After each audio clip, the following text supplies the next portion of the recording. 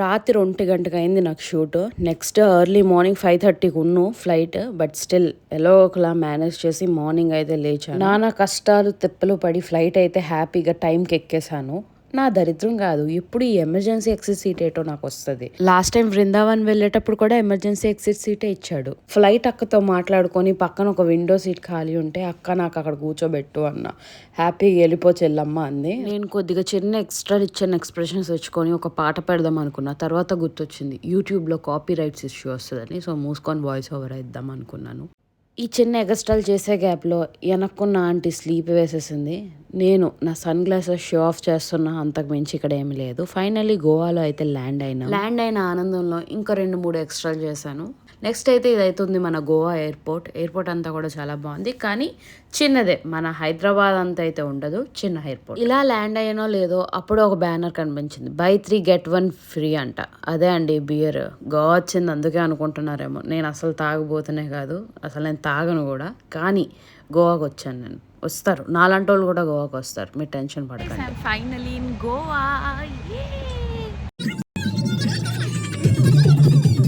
So ఇదే అనమాట మేము ఉండే కొంప, అదే అండి మేము ఉండే స్టే. సో ఎయిర్బిఎన్బిలో అయితే ఈ అపార్ట్మెంట్ బుక్ చేసుకున్నాం. సో ఇది అవుతుంది 3 BHK. ఎయిర్బిఎన్బిలో మాకు 5 డేస్కి 50,000 పడింది, అంటే పర్ డే 10,000 అని.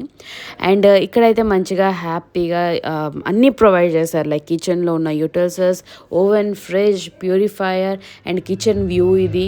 అండ్ ఇది అవుతుంది హాల్ నుంచి వచ్చే వ్యూ అనమాట. ఈ వ్యూ కూడా చాలా బాగుంది. బేసిక్గా రెండుకి ఒకే వ్యూ వచ్చింది, కానీ ఈ వ్యూ ఇంకా బాగుంది. అండ్ దెన్ పైన ఒక రూమ్ ఇచ్చారు, కిందనైతే 2 రూమ్స్, ఎందులో అయితే నేను ఒక రూమ్ తీసుకున్నాను. అండ్ ఇది అవుతుంది మన అవుట్ఫిట్. అండ్ ఇక్కడ ఆల్సో ఐరన్ చేసుకోవడానికి ఐరన్ బాక్స్, వాషింగ్ మిషన్స్ అన్నీ ఇచ్చారు. అండ్ ఈ రూమ్ అవుతుంది నా రూమ్. అండ్ చాలా క్యూట్ అండ్ కోజీగా ఉన్నాను. ఐ లవ్ దస్ రూమ్, అందుకని నేను ఇది సెలెక్ట్ చేసుకున్నా. వ్యూ అయితే నాకు చాలా బాగా నచ్చింది. సో అలానే ఇది అవుతుంది వాష్రూమ్స్ కూడా చాలా హైజీన్గా ఉన్నాను. అండ్ ఇది అవుతుంది రూమ్ నెంబర్ 2. ఇది మాస్టర్ బెడ్రూమ్ కింద మీరు కన్సిడర్ చేసుకోవచ్చు.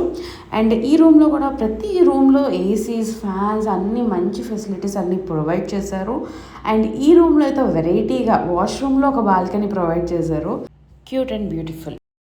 సో ఫటాఫట్ అందరూ ఫ్రెష్ అప్ అయి రెడీ అయి కాండోలిమ్ బీచ్కి అయితే విజిట్ చేసాం. ఏదైతే మేము తీసుకునే అపార్ట్మెంట్కి చాలా దగ్గరికి ఉన్నాం. అండ్ ఈ బీచ్ నా గోవాలో విజిట్ అయినాక ఫస్ట్ బీచ్. నాకైతే చాలా నచ్చింది. అసలు ఆ లైట్స్, ఆ డెకరేషన్ చూసారా, జస్ట్ ఆ లైట్స్తో వాళ్ళంతా బాగా ఆర్గనైజ్ చేశారు. ఆ డెకరేషన్ అంతా నాకైతే చాలా బాగా నచ్చింది. ఫొటోస్ దిగడానికి చాలా బాగుంటుంది, కానీ నేను నా పొరపాటు కాకపోతే ఫొటోస్ దిగలేదు.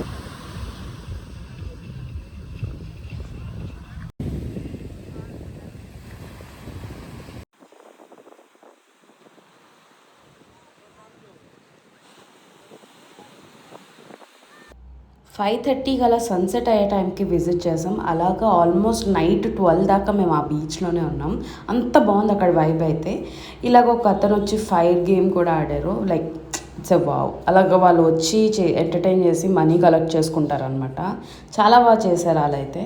అండ్ కొద్దిగా అలా ఫ్రెండ్స్తో చిల్ అయ్యి వైబ్ అయ్యి కొద్దిగా హ్యాపీగా ఎంజాయ్ చేసుకుంటూ అలా ఇంటికైతే వెళ్ళిపోయాం. So that's how I spent my day 1 in Goa. Do subscribe for day 2. Thank you for watching. Bye bye. Love you guys.